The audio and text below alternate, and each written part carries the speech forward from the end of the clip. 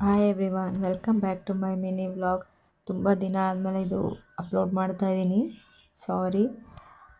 ಇದು ಸಂಡೇ ಹುಣ್ಣಿಮೆ ದಿನದ ಮಿನಿ ವ್ಲಾಗ್.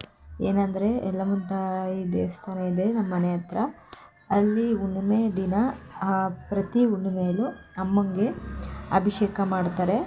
ಆ ಅಭಿಷೇಕದ ನೀರನ್ನ ನಾವು ಯಾರೇ ಆಗಲಿ ಭಕ್ತಾದಿಗಳು ಹಾಕಿಸ್ಕೊಂಡ್ರೆ 3 ಚುಂಬು ನೀರು ಹಾಕ್ತಾರೆ. ಹಾಕಿಸ್ಕೊಂಡ್ರೆ ನಮಗೇನೇ ಒಂದು ಚರ್ಮದ ರೋಗ ಇರಲಿ ಅಥವಾ ನಮ್ಮ ಕೋರಿಕೆ ಏನೇ ಇದ್ದರೂ ಅಲ್ಲಿ ಆಗುತ್ತೆ.